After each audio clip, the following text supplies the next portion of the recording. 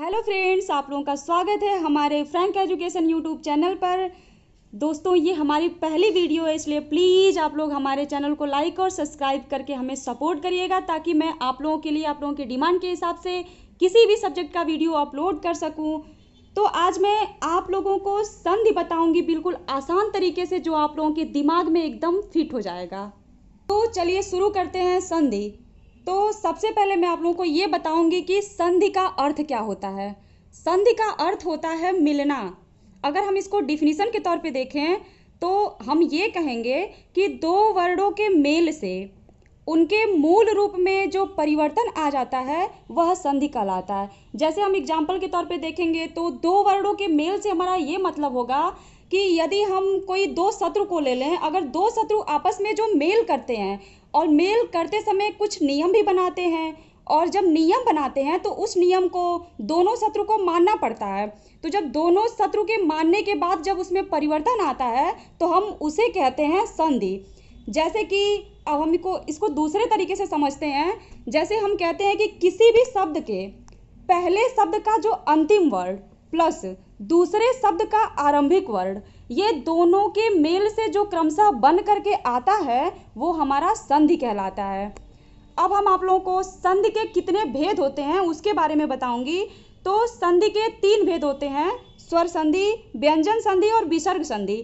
स्वर संधि को हम अच संधि भी कहते हैं, व्यंजन संधि को हल संधि भी कहते हैं। अब हम बात करते हैं स्वर संधि की। स्वर संधि का जो सूत्र होता है, स्वर संधि को हम अच संधि भी कहते हैं। तो स्वर संधि क्या होती है? जब दो स्वरों का आपस में मेल होता है तो हम उसे स्वर संधि कहते हैं। जैसे कि रेखा प्लस अंकित बराबर रेखांकित। अब ये कैसे हुआ? जैसे रेखा, खा में हमारा आ रहा है, और प्लस अंकित, अंकित में बोलने में स्टार्टिंग में आ रहा है, तो आ प्लस अ बराबर मिल करके हमारा आ हो रहा है, जैसे रेखांकित। तो फ्रेंड्स, जो ये स्वर संधि है ना, इसको खुद में संतोष नहीं होता है, और जो ये अपना ना 5 भेद भी निकाल देता है।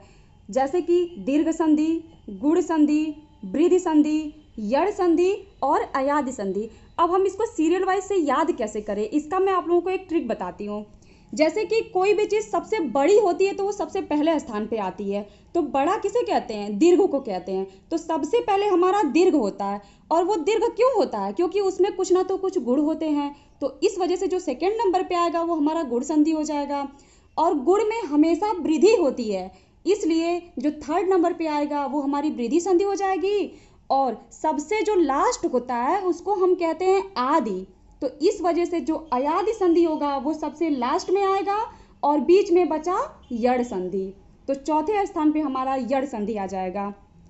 तो दोस्तों, अब हम सबसे पहले बात करेंगे दीर्घ संधि पे। दीर्घ संधि का जो सूत्र होता है ना, वो अकह सवर्णे दीर्घ। अब दीर्घ संधि किसे कहते हैं? तो हर संधि को एक्सप्लेन करने के लिए हमें सबसे पहले जो स्टार्टअप होता है वो यहीं से होता है कि यदि पहले शब्द के अंत में और प्लस दूसरे शब्द के आरंभ में, क्योंकि संधि विच्छेद करते समय हम जो पहला शब्द होता है उसका आखिरी लेते हैं, और जो दूसरा शब्द होता है उसका आरंभिक शब्द लेते हैं, और उन दोनों को मिला करके जो बनता है वही हमारी संधि बनती है। तो इस वजह से इसमें भी पहले शब्द के अंत में ह्रस्व या दीर्घ आए। ह्रस्व या दीर्घ का मतलब ये है कि चाहे अ आए, चाहे आ आए, या फिर छोटी ई आए या बड़ी ई आए, चाहे छोटा हुआ है चाहे बड़ा हुआ है। तो पहले शब्द के अंत में ह्रस्व या दीर्घ स्वर प्लस दूसरे शब्द के आरंभ में ह्रस्व या दीर्घ स्वर आए, तो इन दोनों के मेल से जो बनता है ना वो हमेशा दीर्घ स्वर ही बनता है। चाहे आ बनेगा, चाहे बड़ी ई बनेगी, चाहे बड़ा ऊ बनेगा। तो इसका एग्जाम्पल भी हम एक देख लेते हैं, जिससे आप लोगों के कॉन्सेप्ट क्लियर हो जाएंगे। जैसे कि समय प्लस अभाव बराबर समयाभाव। तो जो ये समयाभाव है ये तो हमारी संधि है, लेकिन इसका विच्छेद कैसे करेंगे? इसका विच्छेद करते समय हम इस बात का ध्यान देंगे कि इसके डिफिनीशन में हमें ये कहा है कि पहले शब्द के अंत में ह्रस्व या दीर्घ आए, यानी कि समय। और जो हम एक्सप्लेन करते हैं तो जो पहले शब्द को जो तोड़ते हैं उसका कुछ ना तो कुछ मतलब होना चाहिए। इस रूप में हम तोड़ते हैं। अगर हम इसको कहें समया तो ये गलत हो जाएगा, क्योंकि समया का कोई मतलब नहीं होता है। अगर हम इसको इस वे में तोड़ें कि समय प्लस अभाव, तो समय का मतलब तो टाइम होता है, तो इस वजह से हम समय करेंगे, और प्लस अभाव, तो हम समय में समय, य से क्या आ रहा है रिलेटेड, अ आ रहा है, इसलिए अ प्लस, अब यहाँ का दूसरे शब्द का आरंभिक शब्द अभाव यानी अभाव, तो दूसरे शब्द के जो आरंभ में आ रहा है हमारा अ स्वर आ रहा है, ये दोनों मिल करके क्या हो रहे हैं, आ, क्योंकि डिफिनीशन में कहा है कि ये दोनों के मेल से हमेशा दीर्घ स्वर ही बनता है, तो हमारा यहाँ पे अ नहीं बनेगा, आ ही बनेगा। अब दूसरा एग्जाम्पल हम देख लेते हैं, जैसे श्रद्धांजलि। अब श्रद्धांजलि ये हमारी संधि है, लेकिन इसका विच्छेद करेंगे तो कैसे हम इसको बनाएंगे, कैसे तोड़ेंगे इस डिफिनीशन के वे में, तो चलिए हम यहाँ पे देखते हैं। अब श्रद्धा, श्रद्धा बोलने में ही हमारा लास्ट में आ रहा है, तो आ प्लस अंजलि, अंजलि में स्टार्टअप क्या हो रहा है, अंजलि, स्टार्टिंग के में क्या आ रहा है हमारा अ, तो आ प्लस अ मिल करके आ हो जा रहे हैं। चलिए हम इसका ई के रूप में एग्जाम्पल देख लेते हैं, जैसे अभीष्ट, अभीष्ट हमारी संधि है, अब इसको हम तोड़ के देखते हैं। अभीष्ट को हम किस रूप में तोड़ेंगे, अभि धन इष्ट, अब यहाँ पे भी देखिए अभि छोटी ई प्लस इष्ट छोटी ई बराबर छोटी ई प्लस छोटी ई मिल करके क्या हो रहा है, बड़ी ई, क्योंकि डिफिनीशन को ध्यान में रखिए कि डिफिनीशन में यहाँ कह रहा है कि दोनों मिल करके दीर्घी स्वर होगा, ह्रस्व नहीं हो सकता। तो अब हम यहाँ पे एक ठो यू का एग्जाम्पल देख लेते हैं। तो लघुत्तर, लघुत्तर तो हमारी संधि है और इसका विच्छेद करेंगे तो कैसे करेंगे, लघु प्लस उत्तर, अब लघु में छोटा ऊ प्लस उत्तर में भी छोटा ऊ, तो छोटा ऊ प्लस छोटा ऊ मिल करके बड़ा ऊ। अब दीर्घ संधि के बारे में तो मैं आप लोगों को बता दी, लेकिन अगर दीर्घ संधि कहीं पे दिया हो तो हम कैसे पहचानेंगे कि दीर्घ संधि है, तो उसके लिए मैं आप लोगों को एक ट्रिक बताती हूँ, ध्यान से सुनिएगा, क्योंकि वैसे समझने में थोड़ी दिक्कत होती है, तो थोड़ा सा ध्यान से सुनिएगा।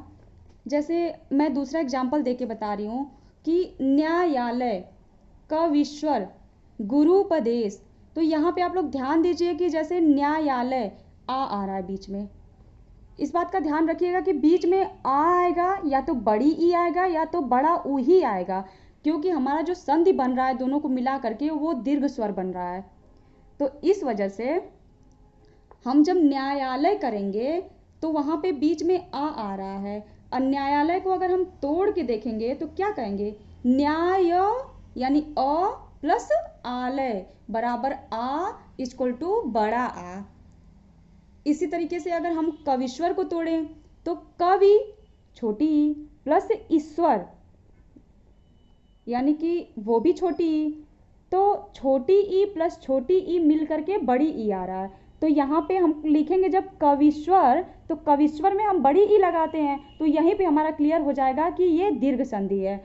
अब गुरुपदेश, तो गुरुपदेश को हम तोड़ेंगे तो गुरु प्लस उपदेश, अब गुरु, गुरु में भी छोटा ऊ आ रहा है, और प्लस उपदेश, अब गुरु प्लस उपदेश में छोटा ऊ प्लस छोटा ऊ बराबर बड़ा ऊ, कैसे, गुरु छोटा ऊ प्लस उपदेश, उपदेश में भी छोटा ऊ, पहले का अंत और दूसरे का आरंभ, इस बात का ध्यान रखिएगा।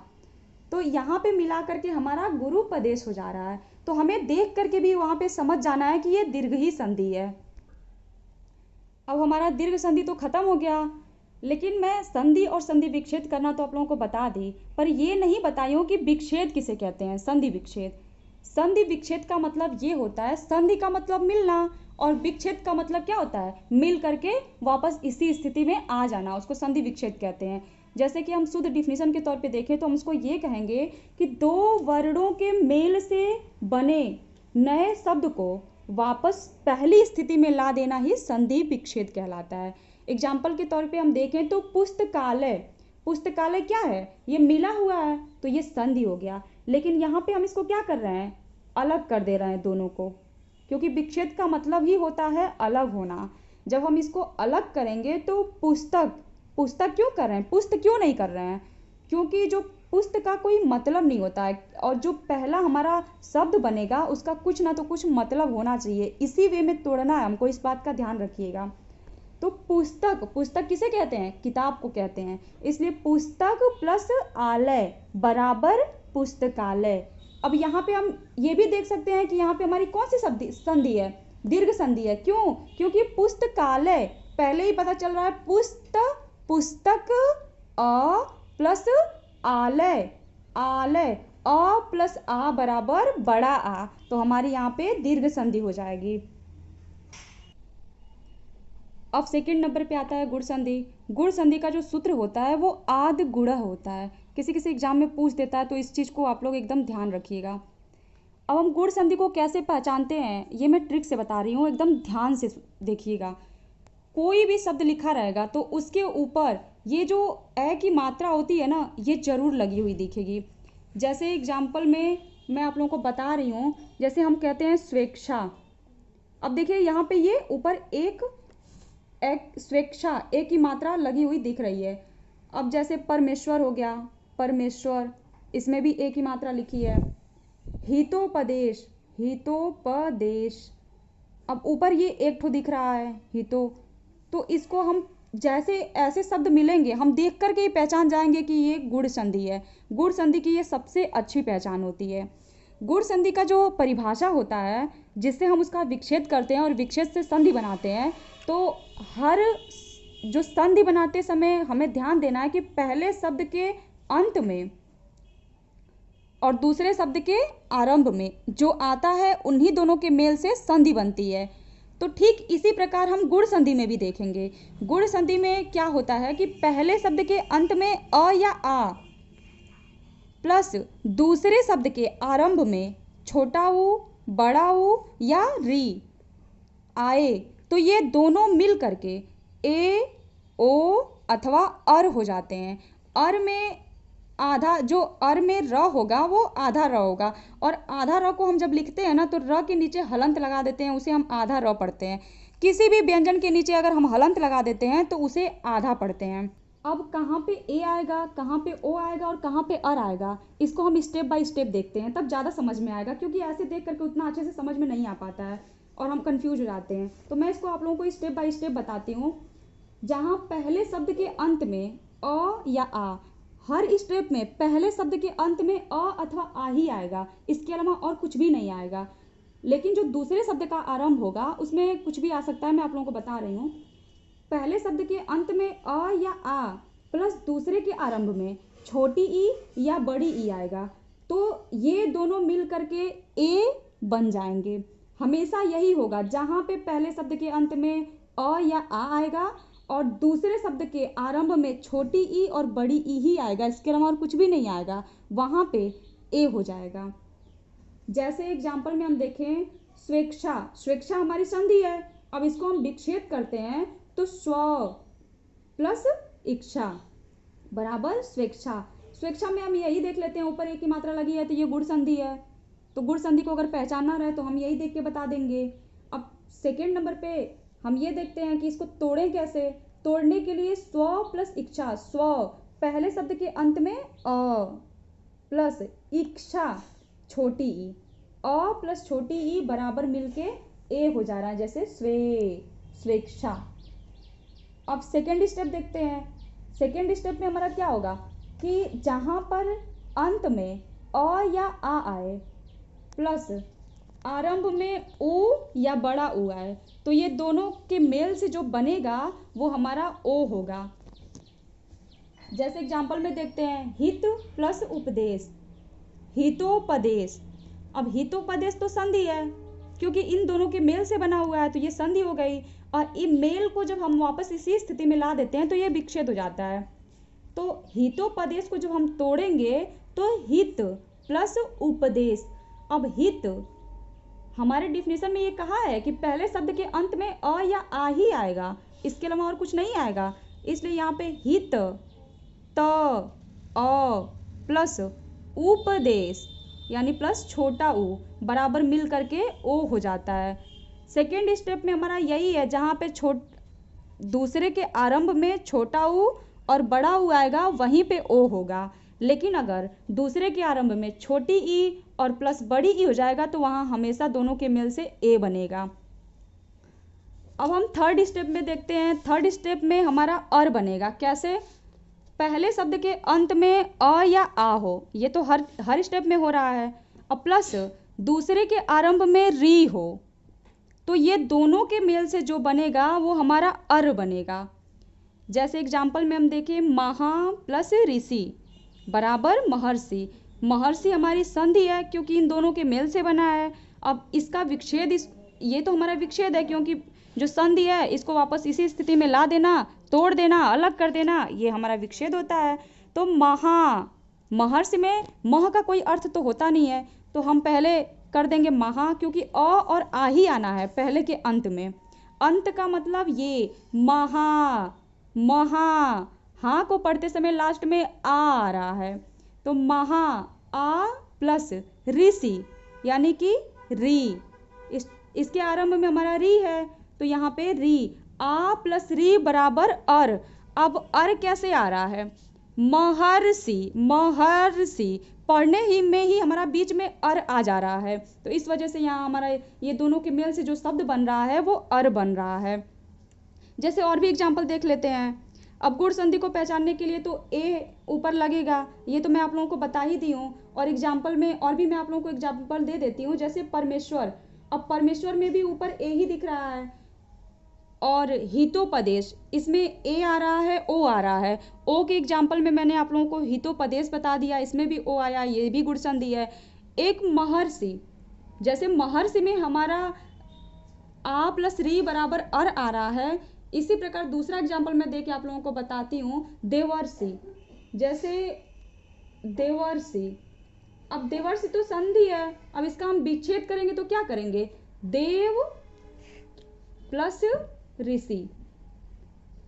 अब देव, पहले यहाँ अंत में अ आ रहा है, प्लस ऋषि, ऋषि री बराबर अ प्लस ऋषि, री बराबर अर हो जाता है। अर कैसे? महर्षि, इसको भी पढ़ने में, और देवर्षि, देवर्षि, अर्षि, बीच में अर आ जा रहा है, तो इसको देख करके हम पहचान जाएंगे कि ये हमारी गुण संधि है।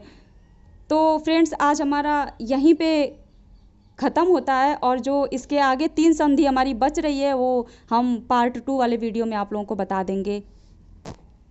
नहीं